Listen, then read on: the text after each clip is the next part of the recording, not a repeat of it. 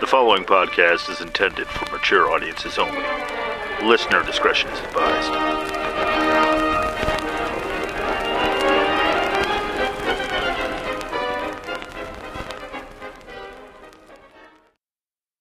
What would your life be like if just one event from your past changed? Have you ever thought about it? What if you didn't take that job or date that person or buy that house or car or whatever? I thought about it. I mean, if I never joined the Air Force, I wouldn't have my kids. At least not the ones I have now. I definitely wouldn't be, where I am today. Not by a long shot. Where would I be? Or with who? Or would I be alone? Maybe. And what the fuck would I be doing? Would I have done anything remotely similar to my life now? Jesus, what a mindfuck. Now imagine one changed event that affected the entire world. This episode is a mental exercise in the power of chance, the fragility of history, and the fluidity of our understanding and interpretation of our own history and ourselves, and why things might have turned out for the best by just being the way they are. You know, or not. Who knows? Buckle up. It's going to be I didn't realize how much of my life was dependent on dumb fucking luck kind of trip today. Countdown for blast off. X-5, 4, 3, 2, X-1, fire.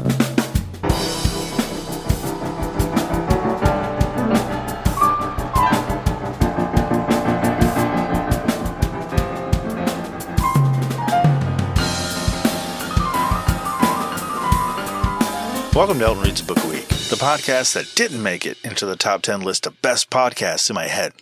That's all too real, and frankly kind of sad. Now, if you enjoy this episode, please give it a 5-star rating and review. It helps, or so I hear. You want to contribute and help make this podcast extravaganza more extravaganza? Hit up the Patreon link in the description or its anchor.fm page to do all that. And feel free to email me at eltonreadsabookaweek@gmail.com with any suggestions, questions, and a shout out. That's a thing too, right? Or hell, maybe you just want to vent. I'm here. You can do that too. You can do that through social media too. I'll hear you. Now, submit it for your approval. A world much the same as our own, with only one difference. Well, in the case of this book, it's a changed historical military event that is the crucial aspect that's been altered by changing its outcome. Everything after it changes and is replaced by something diabolical, insane, and handcrafted by military historians. In the Elton Reads a Book a Week zone. I tried really hard to make the Twilight Zone thing work. I really did. My name is Elton, and I read a book a week. The book this time around is What If? And it includes the subtitle, The World's Foremost Military Historians Imagine What Might Have Been. If they had just, left the title on the book, without that, it would have been incredibly confusing, leaving one of the most face-punchable questions ever leveled at another human being alone on the cover. That probably would have got a lot of booksellers and librarians hurt. Hey man, can I ask you a question? Yeah, sure. How can I help you today? This book, it's called What If? That's correct. Yeah, it's right there on the cover. Yeah, no, I see that. But I mean, what if? What if what? I don't understand. That's it? What if? What's it? The book. What if? The book? What if the book what? I'm afraid I don't understand. No, the book is What If? Correct. But what if what? What if what?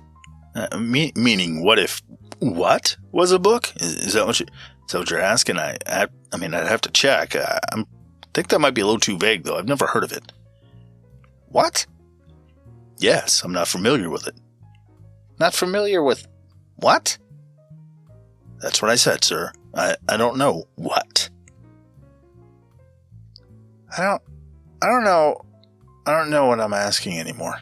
I just want to hit you right now and make all of this stop. I found this book in a Walden bookstore right before the world decided literacy didn't deserve a brick-and-mortar presence anymore. It was located in a mall that has since been torn down in favor of a Bed Bath & Beyond distribution center. That was thanks to people deciding they didn't want to visit stores anymore and would rather have things they bought stolen off their porches, Thank you, Amazon, and your sweet, money-losing shipping strategy. Which, by the way, is my brilliant segue into today's sponsor, Amazon, who would like to remind you that Prime Day is a great time to buy something you'd want a porch pirate to steal, then resell on Facebook Markets or eBay. Watches are especially popular as they add a touch of classy flair to almost any outfit, are expensive, and easily snatched and carried while running away. Why not give the gift of a little less back and leg pain to the thieves carting off your stuff? This Prime Day, why not give the gift of time? Thank you, Amazon, for your fake sponsorship. And for me, for ruining my chances of ever getting sponsored by them in the future. Elton, shooting himself in the foot since 2017. Moving on. This book's cover spoke to me in a way that I felt like I was being told something in code, and it was one of the extremely rare times I was kind of right. There it was, screaming, "What if?" from the bookshelf, and I thought, what if? Unfortunately, I completely ignored the subtitle and found a clerk and initiated the conversation I told you about earlier. I then picked up an assault charge, and fingers crossed, my probation ends next year, and I don't see any more altercations coming, with confusing salespeople that might possibly extend it. Next year can't get here soon enough. No more ankle monitors. I mean, man, does it chafe. No, that didn't happen. No. What I thought was, I bet it's about alternative history stuff. And it was. Sort of. But I'll take the win. What's alternative history, you ask? At its crux, it's a subgenre of science fiction that creates a fictional world that is the result of a change in an action or event in the past that causes history to diverge from its known course. To be considered an alternate history story or written piece thing, certain criteria must be satisfied. Specifically, 3 things. 1, a point of divergence from the historical record, before the time in which the author is writing. This addresses the whole, quote, history, unquote, part of the alternative history style. You can't exactly talk about history if the history you're talking about is in the present. Because history is the present's past. Keep up, people. 2, a change happens that would alter known history. That nails down the alternative portion of the genre. You getting it now? Of course you are. Yeah, you're the smart one. This explanation isn't for you. It's for the other person. No, not you. No, you. No, him. No, not him. No, right. Yeah, yep. You. You look confused, dickhead. I'm doing this for you. Some people's kids, am I right? 3, an examination of the ramifications of that alternation to history. See, because you have to be able to compare the two in some way to see the differences. Otherwise, you're just making shit up, which, you didn't need to change a historical event to do. You could just say, racist people that enslave other people run the world. Instead of having to say, the South win the Civil War instead of the North. You see what I'm saying? Oh, spoiler alert, the South lost the Civil War. For those who haven't reached that point in history class or spent your formative years being schooled in barley hops and bong resin instead of, American history. They lost. Or maybe you're one of the fine people living in Leinster, Ireland, where 91% of the Irish listeners of this podcast reside. Leinster, by the way, is not a town in Ireland, but a province situated in the southeast of Ireland. The biggest place in Leinster is probably Dublin. I've heard of it. The province comprises the ancient kingdom of Meath. I don't know if I'm saying that right. Leinster, and oh my god, what the fuck is this word? Ostrich. Tell me if I got that right. I probably didn't. Which I'm sure everyone in that entire area is tired of hearing about how old and interesting shit is. I mean, they've probably heard it many, many, many times over hundreds of generations. I mean, okay, not to whip up a derogatory stereotype, but that's probably why the Irish drink. Hell, it's probably why most of Europe likes to drink too. just being told about and hearing how fucking old, yet cool, everything is. It can probably wear on a person. Probably does. I'd drink too if I had to hear about some fucking Saxon battle that took place where my toilet is for the millionth time. Some tourist is going on and on about Celtic druids worshipping God knows what in the marshes near who the fuck cares. No wonder there's so many drinking songs. You want to drown out all that fucking yammering. In a related theory, maybe heroin and opiates and that shit are a big deal in the Middle East because their shit is even older. After thousands of years and everything being biblical, beer, wine, and liquor just doesn't cut it anymore. You have to move on to some harder shit. Excuse me, isn't this where Arab Muslims had begun to move towards the east of Persia in 652 AD, capturing the city of Herat? Fucking yes! For fuck's sake. Yes, they moved through this area. Fucking goddamn it. Can't take this shit anymore. I'm gonna do some heroin. I love Irish folks. My wife is of Irish lineage, and she's amazing. Drinks like a fish, though. Breaks things when we mention rehab. I'm kidding! You're great, Ireland, and especially the Leinster area. I see you. Now, back to alternative history, the earliest example of which is believed to be found in Livy's Ab urbe condita libri, which, when translated, of course, means books from the founding of the city, which sounds like a pretty detailed history of the color beige. It's actually way cooler than that. Written in Latin between 27 and 9 BC by the historian Titus Livius, or Livy, as he's usually referred to in gangster-ass English. The work covers the period of the legends concerning the arrival of Aeneas, A-E-N-E-A-S, Aeneas, anyway, and the refugees from the fall of Troy to the city's founding in 753.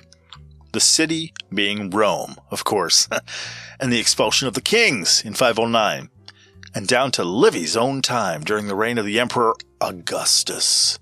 The last event covered by Livy is the death of Drusus in 9 BC. Unfortunately, most of the books written by Livy regarding the early history of Rome are lost to history. 35 of 142 books, about 25% of the work, are still in existence. The surviving books deal with the events down to 293 BC. That's books 1 through 10. And from 219 to 166 BC, books 21 through 45. A complete set would be considered one of the holy grails of historical finds. So, check your attic and look for dusty-ass covers of books, or look for piles of books. 142 of them. If you find 142 books and they say ab urbe condita libri, you probably have a shit ton of money on your hands. Anyway, Livy contemplated an alternative 4th century BC that had Alexander the Great survive to attack Europe as he had planned. What would have been the results for Rome if she had been engaged in a war with Alexander? Or, what would the differences have been? His conclusion?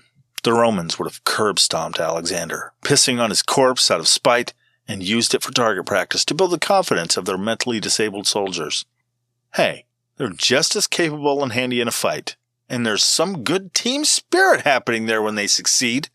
Sometimes they need a little more practice and confidence than everybody else, sure, and there's nothing wrong with that. And what kind of practice builds confidence too? Huh? Well, there's nothing like heaving swords and shit at a non-moving, strung-up dead Macedonian king, is there? Come on. Can you say that mentally disabled guys whacking at a corpse of one of history's greatest leaders wouldn't bolster a little confidence? Come on. A group of guys clumsily stoving in the head of a feted Alexander the Great wouldn't put a smile on their face? And let's face it, your face too. It's just cute to imagine. Am I right? What the fuck is wrong with me? I've lost the plot temporarily. I'll be talking about Alexander the Great, by the way, again in a little bit, as he's relevant to this book, this book too. So is that foreshadowing? Maybe. I'll say yes. Moving on. One of The earliest works of alternative history published for a large audience may be Louis Joffre's Histoire de la Monarchie Universelle, Napoleon et la Conquête du Monde, from 1812 to 1832. Translated, that means History of the Universal Monarchy, Napoleon and the Conquest of the World. So there you go. Which imagines Napoleon's first French Empire emerging victorious in the French invasion of Russia in 1812, and in an invasion of England in 1814, later unifying the world under Bonaparte's rule. In the English language, the first known complete alternative history is Nathaniel Hawthorne's short story, Pea's Correspondence, published in 1845. It recounts the tale of a man who is considered a madman due to his perceptions of a different 1845. A reality in which long-dead famous people such as the poets Robert Burns, Lord Byron, Percy Shelley, and John Keats, the actor Edmund Kean, and British politician George Canning and Napoleon Bonaparte are still alive. Employing things like time travel to create divergences, like in William Tenn's short story Brooklyn Project, written in 1948. It's a story in which a tyrannical U.S. government ignores the warnings of a bunch of scientists about the dangers of time travel, pushing on with a planned experiment, with the result that very minor changes to the prehistoric past cause humanity to never exist. Then there are stories that explore different timelines and alternative outcomes of historical events.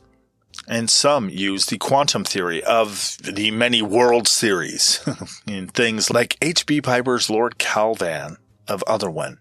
A Pennsylvania state police officer who knows how to make gunpowder is transported from our world to an alternative universe where the recipe for gunpowder is a tightly held secret, and saves a country that is about to be conquered by its neighbors. The book Timeline by Michael Crichton also comes to mind. It tells the story of a group of history students who travel to 14th century France to rescue their professor. But it's in an alternate universe, so, And an even earlier example is, here's a throwback. Herodotus was an ancient historian who scribbled down a mix of fact and exaggerated claims. Read fiction. And called them histories. He's 50-50 on reliability, I think. But when there were so few people writing things down back then, you work with what you get, Anyway, now I've hit on, what alternative history stuff is a little bit. I should tell you that this book's not quite that. So, didn't see that coming, did you? Me either. I thought for sure it was, all the way up until I learned it only kind of was. Which is to say that when researching these books, wonderful listeners, I always end up both learning something I didn't know before and finding another gaping hole in my already limited knowledge of the universe. I grow and self-flagellate for your infotainment. That's dedication, folks. Now, back to your regularly scheduled growth whipping. So, the book is partly alternative history, but is probably more accurately a counterfactual history book. Counterfactual history explores history and historical incidents by extrapolating a timeline in which key historical events either did not occur or had an outcome different from the actual historical outcome. What the fuck does that mean, Elton? Speak English already! Slow down! All right. Easy now. A counterfactual history is laid out in a causal form, meaning something happens that causes something else to happen, and so on and so on. So, like, if X had not occurred, Y would not have occurred. Like that. For example, say, if you hadn't been running with scissors, you wouldn't have cut off your dick. Yes. Yes, that's a weird example. Sure. Yeah. Okay. I'll take that. And if you're, if you're of the womanly persuasion, please feel free to substitute tits, I guess, in place of dick. At your convenience. Sure. Now, why did I make this about you taking haphazard chances with your sensitive bits? Well, maybe I'm trying to include you, okay?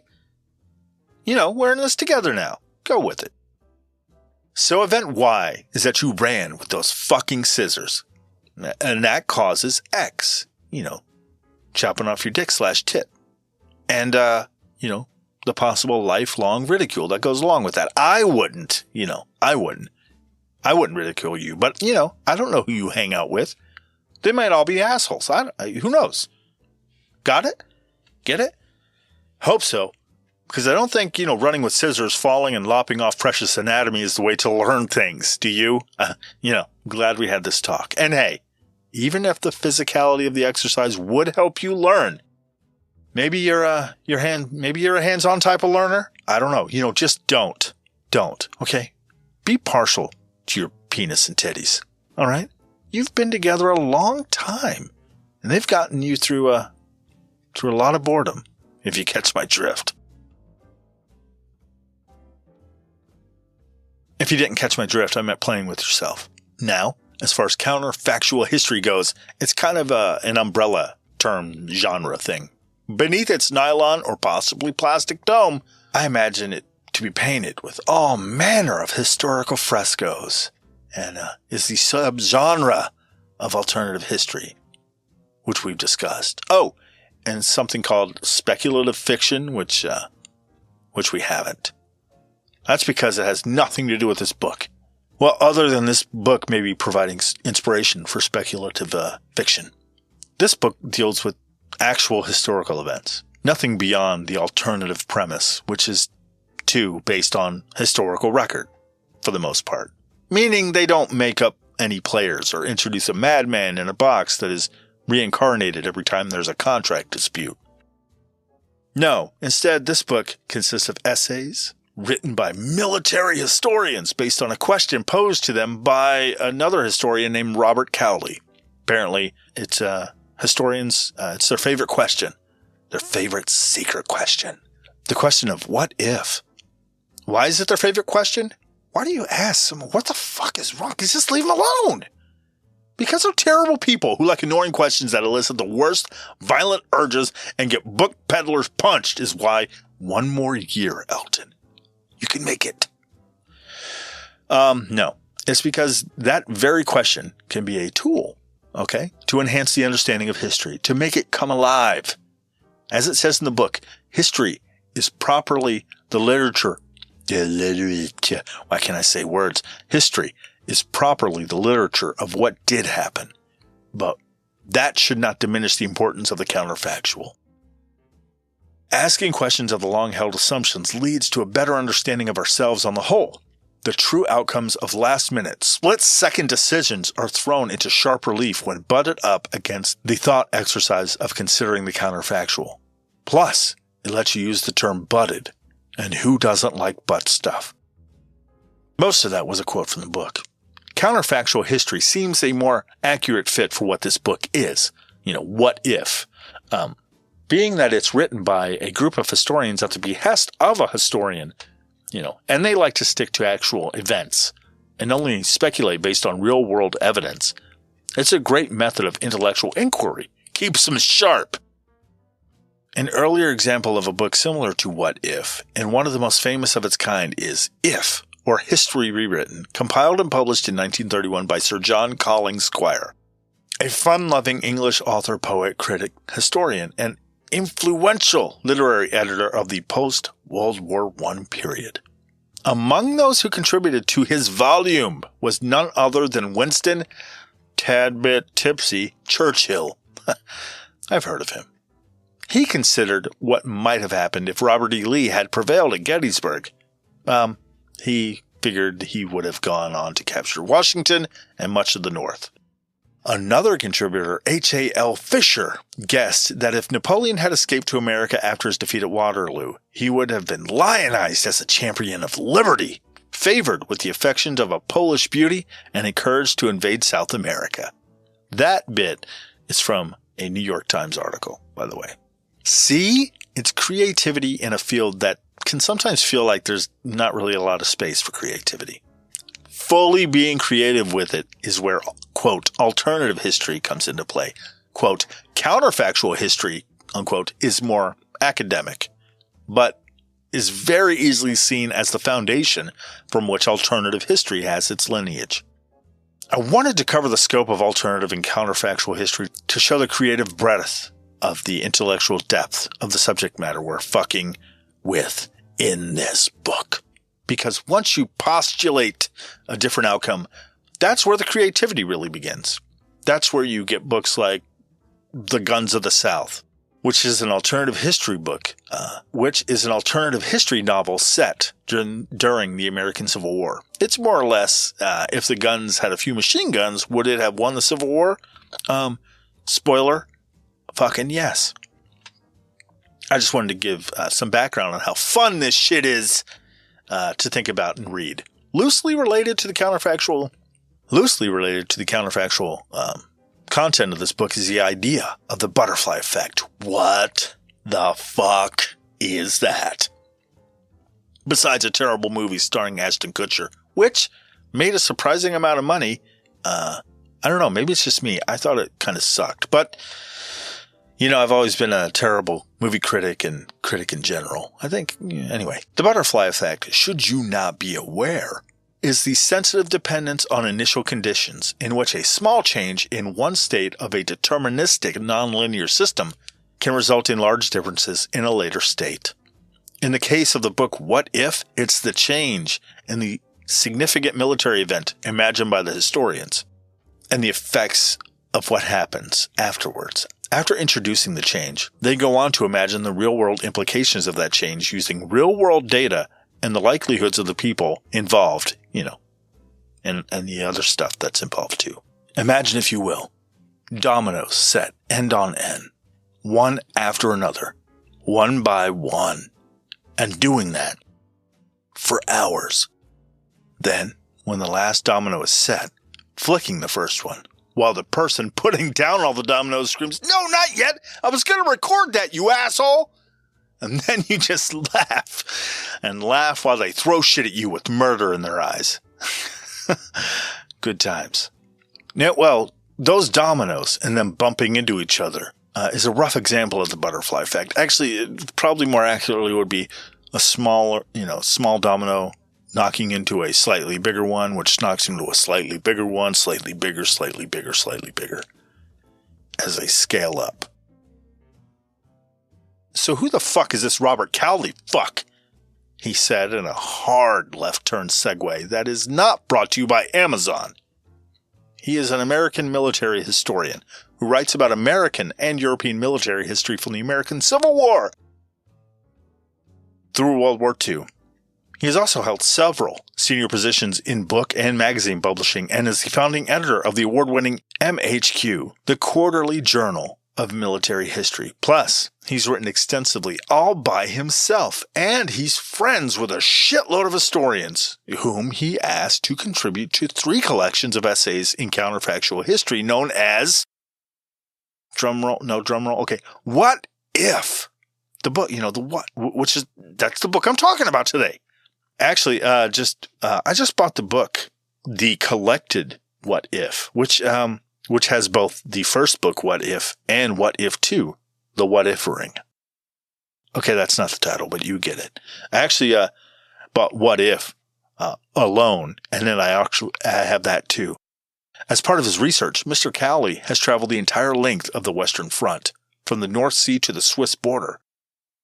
That is all from Wikipedia. Most of it anyway, because fucking authors and now historians hide their pasts like the Vatican adumbrates diddly priests. Oh, God damn it! What is wrong with me? I'm sorry. I'm sorry if I offended anyone with that. I know it's a touchy subject. Oh, that made it worse. Sorry again. Sorry. Moving on. You have interesting lives, authors. Share a little. We're not asking for the farm out here, but at least let us know what kind of crops you're growing from time to time. God damn it. So, on to the bookie book. I don't know why I said it like that. What If is composed of essays written by military historians, most of which were contributed to MHQ for their 10th anniversary issue. All the historians were asked to pick their favorite event to be changed and expound on that change's consequences. The historians describe what they believe to be the likely outcome after the change. It's fucking brilliant. I'm not kidding. Truly, it's not a highly technical read, but damn if it isn't fascinating. I've picked a few of my favorites out of the book to talk about. So let's get into it. Oh, but yeah. Also, if you have the book or plan on, you should definitely get the book. It's great. The book goes in chronological order because, fucking historians, I myself am, not a fucking historian. So I'm bucking that shit. So let's roll the dice and, pick one. Here we go. Imagine a lot of imagining happening here. I'm sorry, but imagine you're an observer on the walls of Vienna. It's a clear day, and in the distance you see a few odd and ominous riders on little horses, running around out there. And they utterly fucking terrify you. Why? Because they're on horses, and you hate horses. You think to yourself, what are they? Horses. They're like giant mutant dogs with distorted nightmare faces that can stomp you to death with their hard toe feet. Would they eat you if they had the chance? I mean, do they eat people? Probably. You're not sure, but probably. Sure, they look like they can only eat hay and apples, but come on, vegetarians are skinny and small. These things are huge. Big enough for a person to fit inside. You're onto them, okay? Nothing with soulless eyes like they have can be trusted. You're pretty sure they've just been eyeing up humanity and sizing us up. And soon, it's dinner time. The horses are lying. No. You're scared because of the men on the horses. They're Mongol scouts. As a super well-informed wall observer person, you also know that they're camped a few hundred miles away down the Danube River. There's an entire Mongol army there, and those scouts are with them.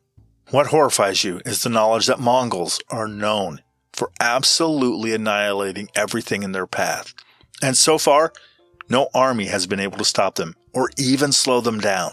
They had rampaged across an entire continent, ripped across Hungary, and now they're at your front door. Why? Why were they so unstoppable? Because they operated like a modern army set down in a medieval world. Their strengths were speed, maneuverability, firepower, incredible discipline, and a superb officer corps. There was an emphasis on merit, which influenced succession in their ranks. If you did your job well, you were rewarded with a higher rank. This went against a lot of military structure at the time that rewarded rank based on birth. Royalty and the aristocracy and shit like that. You had to know your shit to rise in rank in the Mongol military. So it incentivized soldiers to do well. Anyone could become a general if you did well enough, as opposed to the, incentive of the luck of being shot out of the right vagina and what that gets you. How did it come to this terrifying army at the walls of Vienna? Genghis fucking Khan, of course, and his son. The great Khan of the Mongols was born along the banks of the Onon River sometime around 1162 and originally named Temujin, which means of iron or blacksmith, while Khan is a traditional title meaning leader or ruler. Historians are still unsure of the origins of Genghis. Some believe it to be a rough translation of ocean or big, while other folks believe it to mean universal. Regardless, it's somewhat clear that Genghis Khan means ruler of everything, everywhere, which, might have been pretty fucking apt. Before I continue, by the way, I'm pronouncing his name the way I first heard it, which was in the movie Bill and Ted's Excellent Adventure. If you prefer Chinggis or Genghis or who the fuck knows what, just imagine I'm saying it that way and learn not to let things bother you so fucking much. Talk to Genghis Khan and he's dead and doesn't give a shit. If this podcast, by some miracle, should be referred to in the coming years and they call me Elton or Elton or Elo, wink, or maybe just plain that fuckhole who won't shut up and just talk about the books, I'll be fine with it because, hell, at least they're talking about me. You know what I'm saying? Speaking of which, give me a 5-star rating and review so that it can be found to be mispronounced later. Thanks. Genghis. Genghis grew up hunting and foraging to survive. And as an adolescent, he may have even murdered his own half-brother in a dispute over food. Imagine being that hungry. Having a rough childhood, Genghis spent time as a slave before making a daring escape into not being a slave. By his early 20s, after living a seeming lifetime in those short years, he had established himself as a formidable warrior and leader. And after amassing an army of supporters, he began forging alliances with the heads of important tribes, meaning he slapped them around until they got in line. By 1206, he had successfully consolidated the Mongolian steppe confederations under his banner and began to turn his attention to outside conquest. Genghis Khan was exceptionally good at conquering. So good, he often gave other kingdoms a chance to peacefully submit to Mongol rule, because his reputation preceded him. What this meant was sometimes, emphasis on sometimes, he would give people two choices. A, surrender. Women and children become enslaved. The men murdered and they get scattered to the countryside. He takes your shit and burns your place to the ground. Or B, he straight up murders everyone, then takes your shit and burns your place to the ground. Either way, fucked. He didn't hesitate to bring down the sword on any society that resisted. It's impossible, actually, to know for sure how many people perished during the Mongol conquests. Many historians put the number at somewhere around 40 million people. All told, the Mongols' attacks may have reduced the entire world population by as much as 11%. In fact, Genghis Khan has been branded the greenest invader in history because he killed so many fucking people. He probably helped scrub 700 million tons of carbon from the atmosphere. That's right. So many people were fucking killed in his bloody invasions that huge swaths of cultivated land depopulated so fast and were returned to forest because they could not be repopulated fast enough. In the book, there are multiple allusions to this. One saying that he wanted to murder everyone in China to, you ready for this? Have more grazing land for his fucking horses. Do you hear what I'm saying? The fate of a very large number of people rested on somebody actually talking Genghis down from what he thought was a sensible approach to feeding his horses. Yellow Chukai, listen, I can understand your apprehension. I get it. It's gonna be a lot of work killing men, women, and children. It always is. But you have to you understand the horses are important. Genghis, listen. Of course the horses are important. Don't get me wrong. Don't get me wrong. It's a great idea. Whoa. Okay. Yeah. Okay. It's a great idea. But now hear me out. Okay. What if we let them live? Oh, come on. The horses, man. Imagine how much grass we'd free up for the horses. Genghis. Look, I understand. Like I said, I understand. Listen, though. If we let the people, live. If we let the people live, maybe we can tax them. Oh, my God, that's so boring. Come on, you've been there. You know how much fun killing people is. And burning stuff? It's great. It's so much fun. And the grass for the horses. Genghis, I know. Genghis, look, I do. I understand. I do. But if we let them toil, and produce for us, then they pay taxes. And I know, Genghis. I know. I do. I get it. But if we let them toil, in the fields and they produce, and they pay taxes, those taxes, what they can pay for, right? God, fine. They can pay for horses. Taxes can pay for more horses. Yeah, that's right. They can. Yeah. What else can they pay for? God. Okay. They can pay for the feed for the horses. Whatever, they can pay for more. Yeah, I get it. God. That's right. The taxes can pay for, yeah, they can. That's what taxes are for. Fine. Yeah, okay. Yeah. But But if they whine, then they all die, and the horses will graze on the grasses their corpses fertilize. That sounds like a reasonable compromise, Genghis. Good God. It also talks about the Russian city of Kiev, or Kiev, K-I-E-V. I've heard it both ways. It talks about that city being, a wealthy center of trade because of its positioning on a river. After the Mongols found it and did their thing, later it was found to be little more than 100 people huddled around a fire in a blackened boneyard. They actually claim the famous Russian xenophobia is often attributed to their experiences at the hands of the Mongols.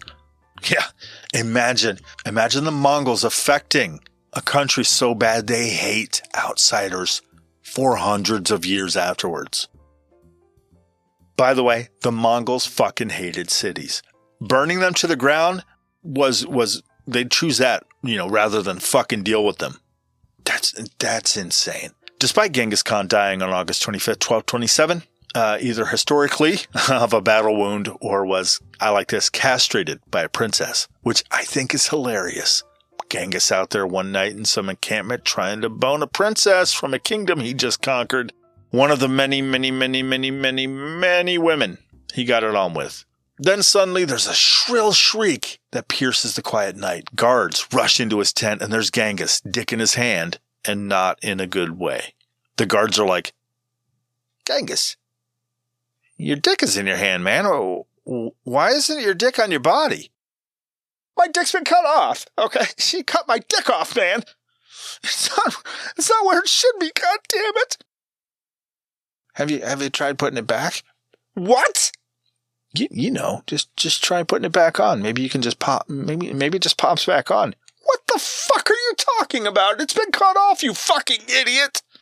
Well, don't get mad at me, Genghis. I never had my dick lopped off. I'm kind of new to the whole dick being separated from the body situation. Hey, maybe, okay, if you'd been nicer to the woman, you wouldn't be in this. Okay, he passed out from blood loss.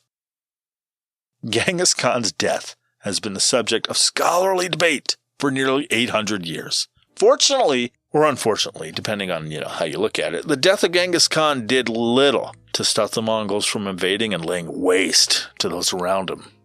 Before his death, it was decided that his third son, Otagai, after having participated in the turbulent events of his father's rise, would succeed his father as a leader of the Mongol Empire. Why the third son? Because it was generally agreed that if his first or second son was named Khan Emperor of the Mongol Empire, there would have been a fucking civil war and splitting of the empire and all that. Wise won out over bloodlines, and the leveling of cities continued. Otagai carried on with the expanding of the empire that his father had begun. Which brings us all the way back to you and those Viennese walls. The Mongol scouts in the distance are foreshadowing of horrific city-burning days to come. They've arrived, and Europe will undoubtedly fall. They'll cut through Vienna and the countries beyond with relative ease. Infighting among those countries kept the armies that they were able to amass at manageable sizes. And, they were headed by self-important royalty who never showed any inclination to unite to meet the threat posed by a huge army, let alone one of Mongolian status. Vienna might buy some time, though, by submitting at once. It wouldn't be much mercy. The Mongols didn't fuck around. They would let the city's inhabitants leave, and then it would be fucking plundered and leveled. Again, because that's what they were known to do, and they fucking hated cities. They would move on from there and roll through Belgium with little fucking resistance, and then into France, completely destroying Paris on the way. Possibly, they'd send a detachment into northern Italy, where they would find grass to feed their horses and more cities to plunder and level. The same thing happening again and again. Surrender and be partially spared, fight, and be fucking annihilated completely. The Mongols would carry off anything they could lift and burn the fucking rest. The people they left behind would be in abject poverty, huddled in tiny villages. Governors would be installed and taxes levied. Killing off those cities would effectively erase the financial center of Europe. The first stock markets developed in Belgium and the society it helped develop would be ripped out by the fucking roots. With the cities depopulated and leveled, much of it would return to the sea or become marshland again. There would be no rise of capitalism or the middle class. The loss of Paris would probably be the most disastrous. It would become the center of the high Middle Ages. At the university, the intense study of Aristotelian logic, which was laying the groundwork for a fundamentally new worldview. A rector at the University of Paris would, 100 years later, develop the first theory of inertia. On those ideas would stand the great theories of Galileo, Kepler, Newton, and more. The Mongols would take Rome and destroy European society's strongest link to its past. Without examples of classicism to inspire them, would Dante exist, or Michelangelo, or Leonardo? Even if their ancestors did survive the Mongol slaughter and the desolation of their cities and countrysides, they would be locked in a struggle to survive, with little room left for poetry and art. You, of course, watching from the wall, wouldn't have known about anything that would happen after, or could have happened after. You wouldn't have known anything more than what happened before. You would know that the Mongols would enslave you and level your entire world, and those scouts in the distance would soon bring an army.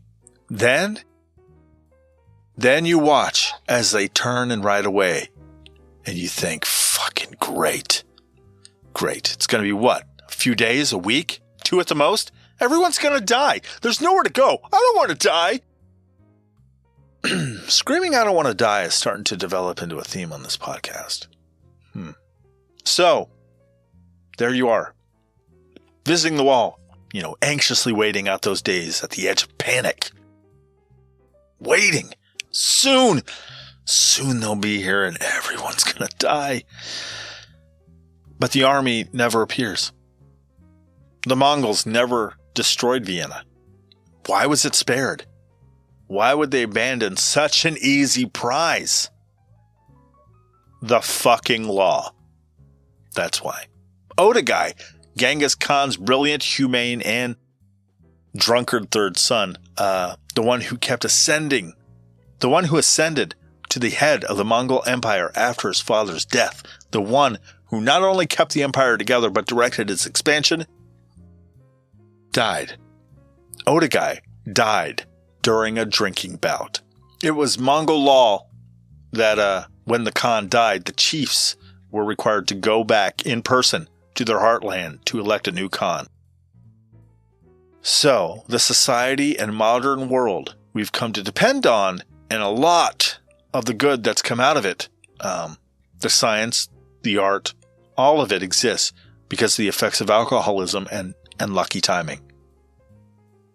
It's fucking scary, right? He fucking dies. I imagine cirrhosis, he dies, fell on his fucking head, I don't know. Died a drunk.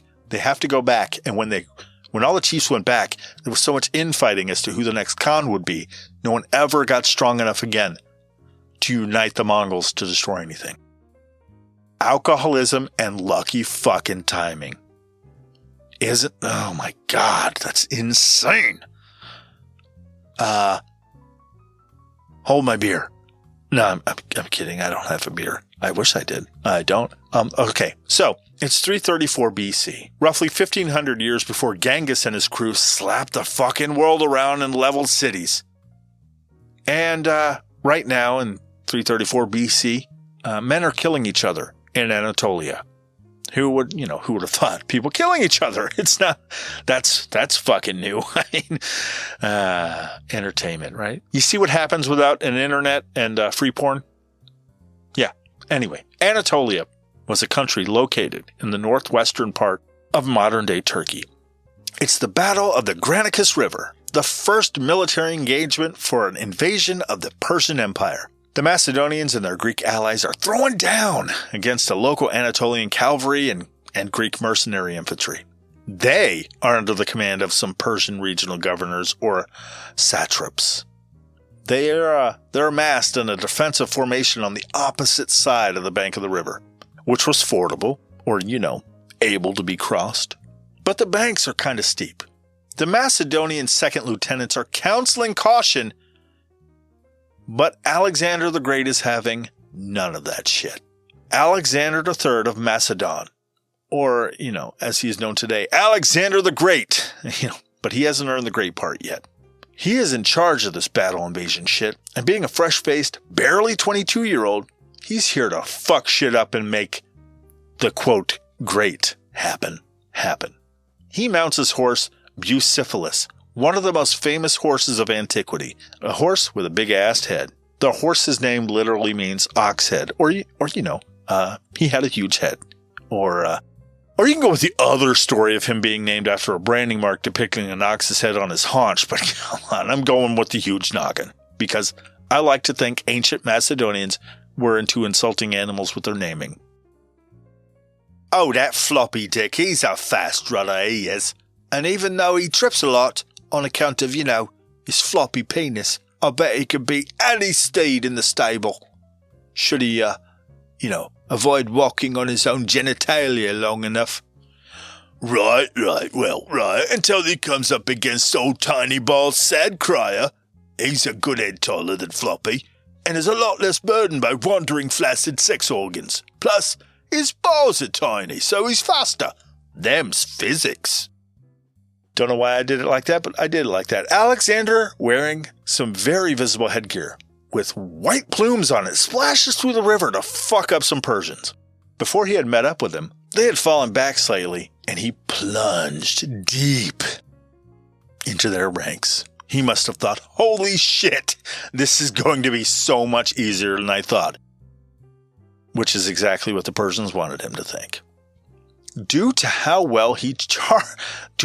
deep his charge went, Alexander was temporarily cut off from his army. Surrounded by the enemy, an axe-wielding Persian noble named Spithridates took down the Macedonian king with a heavy blow to the head, damaging his helmet. Alexander was on the ground, dazed and confused, which is a great Led Zeppelin song, by the way.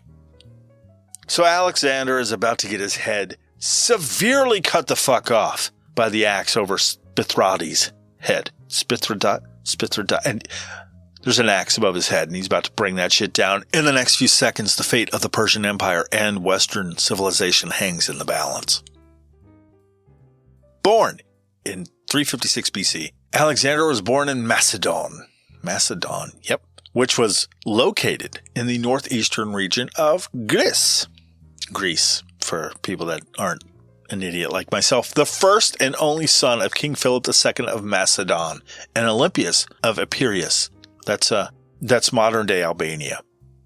Although Philip had taken control of Macedon just 3 years before Alexander's birth, he took it from a backwater border zone that was constantly being fucked with to, by the time Alexander was 10, the most powerful state on the Greek peninsula. Groomed to help govern the kingdom and eventually assume the throne, Alexander was well-trained. His tutor was Aristotle, who, as we all know, when he wasn't tutoring and philosophizing, grew very large, very tall, and changed his name to Shaquille O'Neal, and helped the LA Lakers and the Miami Heat win a few championships. Heyo! That's a big Aristotle joke, because Shaq gave himself that nickname, and you get it. No, Aristotle was a Greek philosopher whose views profoundly shaped medieval scholarship and Western civilization as a whole. Before I go on, Western civilization, those words keep popping up. What is that exactly? Well, Western civilization refers to the art, literature, culture, and enduring ideas that emerged from the Eastern Mediterranean basin in the centuries before the Common Era, which is another term for the Christian era that developed in myriad forms through the Middle Ages and that ultimately took modern shape after the Renaissance. In essence, it's the heritage of social norms, ethical values, traditional customs, belief systems, political systems, artifacts, and technologies of the Western world. The Western world refers to various regions, nations, and states, depending on the context, most often consisting of the majority of Europe, Northern America, and Australasia. Lastly, what the fuck is an Australasia? Well, it is a region which comprises Australia, New Zealand, and some neighboring islands. It's also something I just learned in doing research for this podcast. Thank you, Curious Brain, and its ongoing search for information relevant to no one else but me. So overall, if you live in those regions, Western civilization is the foundations of democracy, artistry, history, science, how we develop technology. Basically, everything you've ever known about the modern world can be covered under the idea of Western civilization. How did Aristotle, the tutor of Alexander III of Macedon, have such a large impact on Western civilization? He made pioneering contributions to all fields of philosophy and science.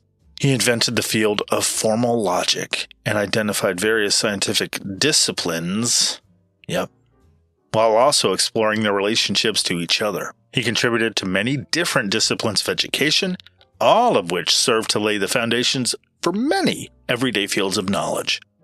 This made him one of the preeminent big brains of his time and was sought out by Philip II, Alexander's daddy, who requested he tutor his son Alexander, the Great. Tutored him, educated him for 10 years. This, by most accounts, led to Alexander, not being a total fucking idiot when it came to a broad range of subjects. Was this tutelage part of what convinced people of his greatness to such an extent as to forego calling him Alexander of Macedon and instead just relabeling him Great, as in Alexander the? It's hard to say.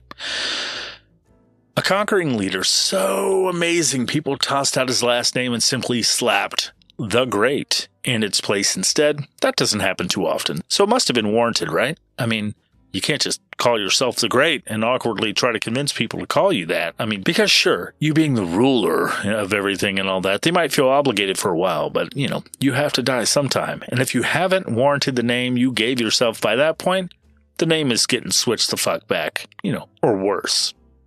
Great. Great my ass. You were a dumb shit dickhead when you were alive, and that's what we're going with now. The world will know you as Alexander the tiny dickhead dumb shit. Sure, it doesn't roll off the tongue, but history will figure out a way to make it less wordy. And so it was from that day and forevermore that the history of Alex, the tiny dicky dumb shit, really began. But that didn't happen for old Alexander yet. No, sir. He still has to cross this river and whoop some Persian ass first. Yeah, things aren't going so great for Alexander the not so great. He's surrounded by the enemy with only a small group of his soldiers around for protection. Then, in the heat of battle, tossed off of Bucephalus, the big-headed horse, he's about to be shuffled off this mortal coil the hard way. Spithridates, with his axe, or sword, depending on the source, he swings it above his head, and he brings it down hard on Alexander, separating his impatient head from his dead fucking body now, killing him instantly.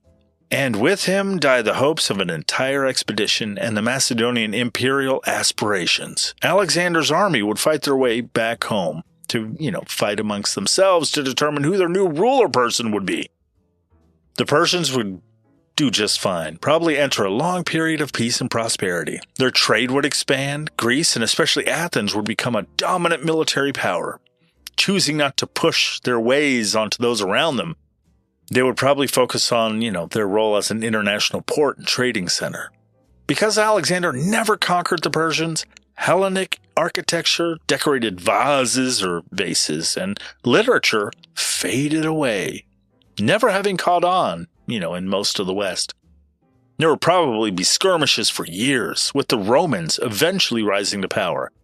Rome and Persia would go back and forth for a while, but eventually a kind of equilibrium would settle. The world, after Alexander's early death, might be one of a fusion of Roman and Persian ideals, with a profound reverence for ritual, tradition, ancestors, and social hierarchy, rather than Greek reverence for things like freedom, political equality, and the dignity of the person. And without the challenge of strong Greek cultural influence and the Romans' subsequent fuck-ups in Judea, Judaism would have remained a local phenomenon. And Persians were known for not giving much of a shit about local religious concerns. So with Persians ruling, get ready for this. There would have been no Maccabee uprising, no violent Roman destruction of the Second Temple, no great Jewish dysphoria. Just a small religious sect in a small area. Jesus of Nazareth, had he not stuck to the carpentry, he would remain a local religious figure.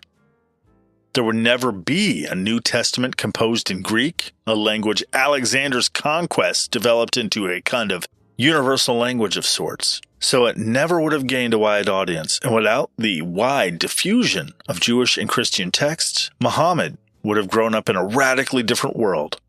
It's likely that without it being like the classical Islam, the culture and military energies would have been worlds apart from how Islam is today, probably remaining overwhelmingly local as well. Holy shit. I mean, maybe saying holy shit wouldn't have had the same connotation or strength even. All of this is because at the last second, before the axe came down and possibly kickstarted the shit I just described, Alexander's bodyguard Cledius speared the fuck out of Spithrodates before he could seal the deal and cut off Alexander's head.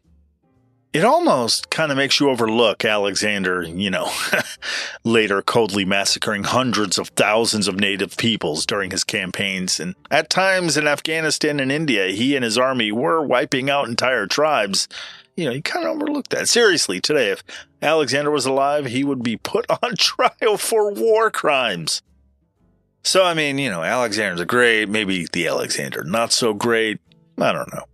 Mr. the Great would take over more territory than any general before him. Hell, it wasn't until the Mongols that an empire would surpass the size of the one he would build. So, mixed blessing, I guess.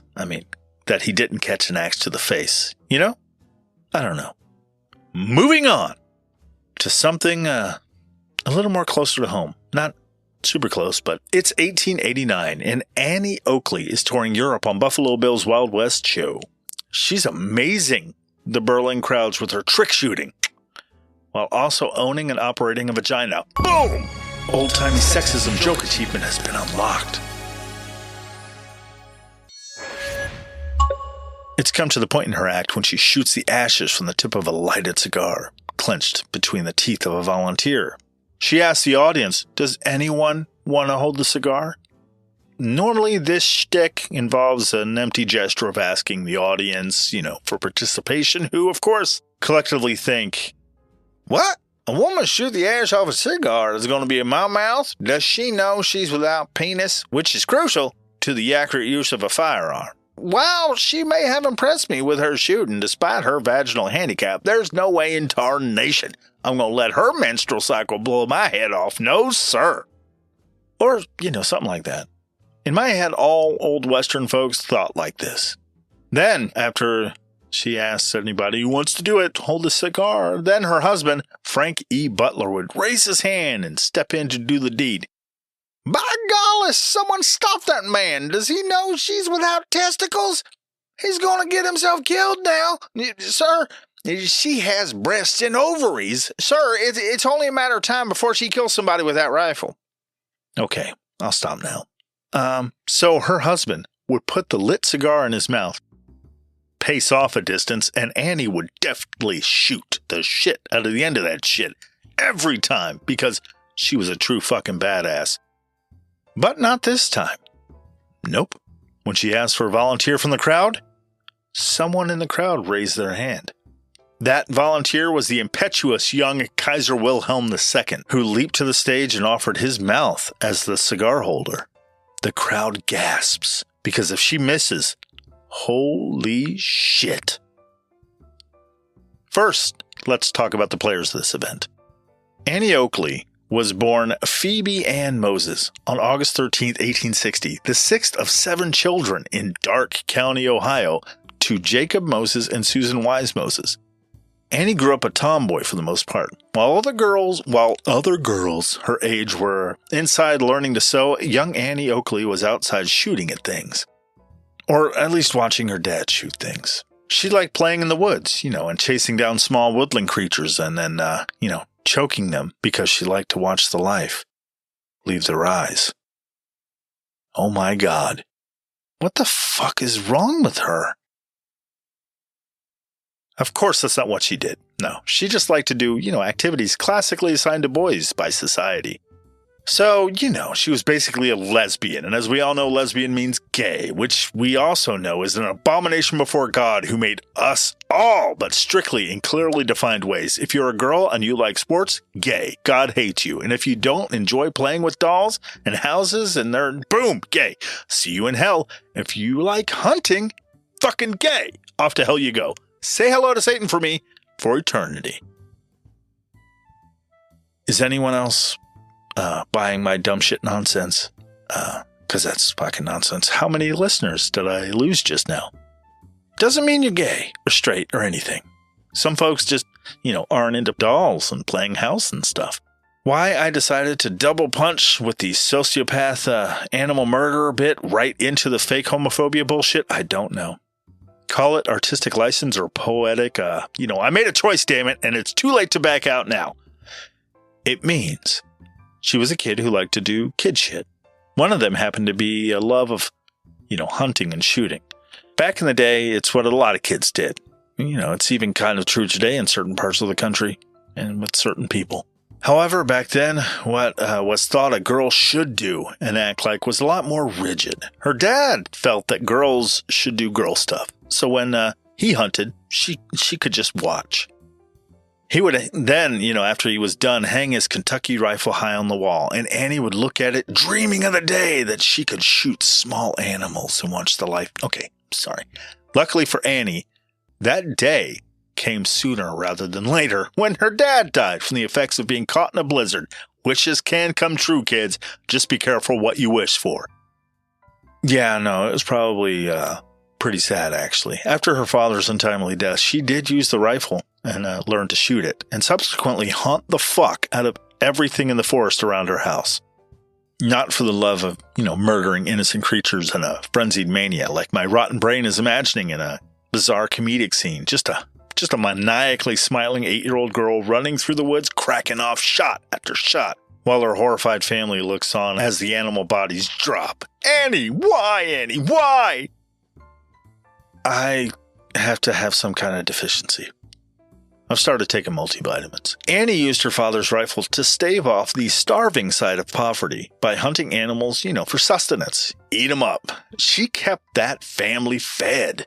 The story goes that she took down the rifle, rested the barrel on the porch railing, aimed, and gave a squirrel a nasty fucking headshot.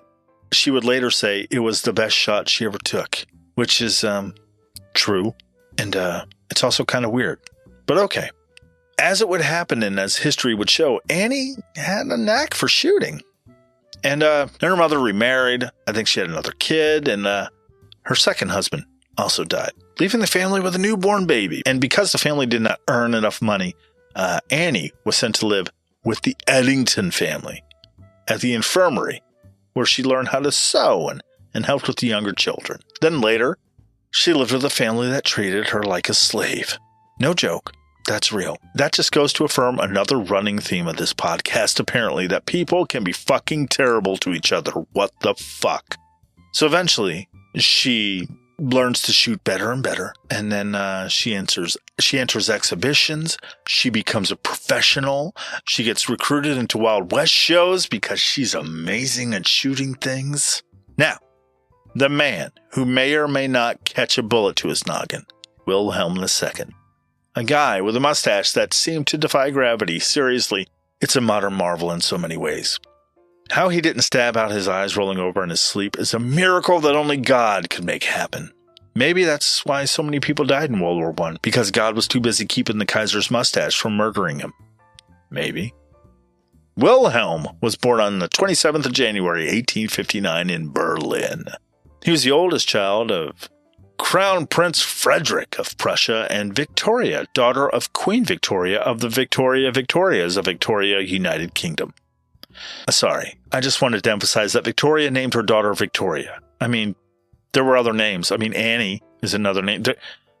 Tons of them existed back then. According to Sporkle.com, a quiz website, I think, they say the most popular name was Elizabeth. And that comes in second. A name which, as we all know, is currently a very queenly name.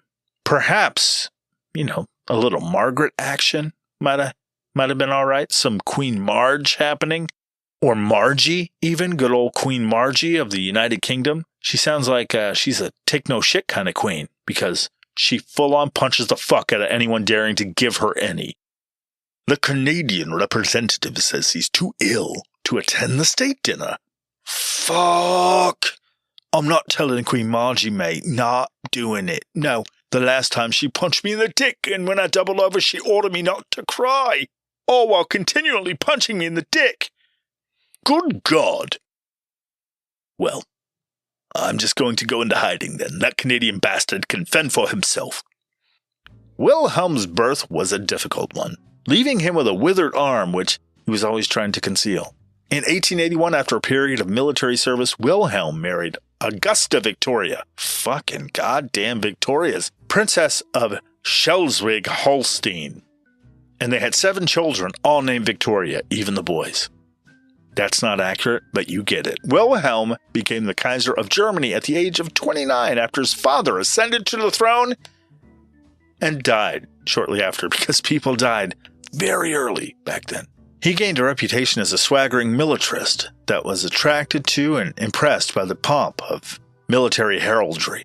His theatrical posturing as supreme warlord only disguised his unpredictability and ineffectiveness as a war leader. Through his speeches and ill-advised newspaper interviews, he was often ridiculed and seen as dangerously stupid. The guy loved to say dumb shit and really wanted to go to war and make that shit happen. While it's still a point of contention among historians as to how much of a part he played in starting or even instigating World War I into existence, it's pretty much agreed that he was an overly confident idiot in the wrong place at the right time. An example of his stupidity? A thing called the Daily Telegraph Affair. This was a big-ass kerfuffle that followed a publication in a British newspaper called the Daily Telegraph on October 28th, 1908. The piece consisted of comments by German Kaiser Wilhelm II intended to improve German-British relations. They did not do that at all. Instead, he pissed off almost the entire world. He saw the interview as an opportunity to promote his views and ideas on Anglo-German friendship. But because he was a raving fucking idiot during the course of the interview, he ended up alienating not only the British, but the French, Russians, and Japanese. Here's a snippet of that famous interview. You English are mad as March hares. What has come over you that you are so completely given over to suspicions quite unworthy of a great nation? What more can I do than I have done? I've declared with all the emphasis at my command in my speech at Guildhall that my heart is set upon peace, and that it is one of my dearest wishes to live on the best terms with England. Have I ever been wrong? Falsehood and prevarication are alien to my nature. My actions ought to speak for themselves. But you listen not to them, but to those who misinterpret and distort them. That is a personal insult which I feel and resent. Oh, but guess what? This quote-unquote interview, it was sent to him for approval beforehand. Yeah, that was in it, and he was too lazy to go over it and say, oh no, this is no good. Take out this and this and this. Nope. Didn't care. So after it was published, most of the world said, fuck that guy, he's a bag full of dicks. When Wilhelm started feeling that hostility surrounded his country on all sides, and him being a war-hungry moron, he felt that a war was probably inevitable. A lesson here, folks. Because something feels inevitable, it means it hasn't happened yet, and there still may be time to undo it before it gets worse. The more you know. Following the assassination of Archduke Franz Ferdinand in Sarajevo in 1914, Wilhelm encouraged the Austrians to adopt an uncompromising line against Serbia, effectively writing them a blank check for German support in the event of war. This move would cause a domino effect, triggering allies of various countries allied to other countries to fall into conflict, and that became World War I, which is considered the first modern war, a global conflict that would kill millions and millions of people. Yay! So much avoidable dying! Now, back to Annie, steadying her aim, the young Kaiser in her sights, pre-idiotic ranting. He's in profile, lit cigar hanging out of his mouth, waiting. She cocks the hammer. The crowd holds its collective breath. Annie blinks the nervous sweat from her eyes and holds her breath too. Then she kind of wishes she hadn't drank her usual shots of whiskey before the show, which is true, by the way. Annie Oakley would be a pinpoint shooting the fuck out of a variety of targets while surrounded by an audience of living, breathing people, and she'd be doing it with a fucking buzz on. Holy shit. That's inappropriately taking innocent lives into your intoxicated, possibly manslaughtering hands. Hot. Okay, back to buzzed Annie drawing down on the Emperor of Germany. There's no backing down now, with a slight tremble in her hand. She squeezes the trigger. The Emperor's head explodes in a pink mist. A moment of stunned silence hangs in the air. The crowd looks on, mouths agape. Then a sound, an almost animalistic wail, pierces the air. It's Annie. Fuck! With the Kaiser now having a good portion of his memory, motor function, and higher education blown out the side of his head, let's talk about the effect his death has on the world as he slowly slumps to the ground. A pretty big biggie. No, World War I, probably, without Germany. They didn't follow through on World War I. It means Germany wasn't forced to pay an unreasonable restitution to the rest of the world for seemingly what may have been exaggerated, falsely contrived claims motivated by retribution without the overt aggression. Yay for Germany. But also for the rest of the world. Why? Because those restitutions would cause a lot of national resentment and bitterness that would in fact fester over the years after World War I. A pissed off at the world hostility and poverty that a young Adolf Hitler would use to argue his way into power in Germany. Why is the world shitting on us with this bullshit bullying restitution shit? Because of, obviously, the secret cabal of Jews running the money/foreign government/other insane, not remotely true nonsense. Sorry. If you're not familiar with Hitler, you must have been in a coma for almost 100 years and are also the recipient of some secret eternal life serum. What a winning hand you've been dealt. You're just in time for the rising oceans, burning forests, and frequently killer storms. Congratulations. Just a recap for you. We have psychotic racists who like to murder millions of innocent people, of which Hitler was but one of those that did that.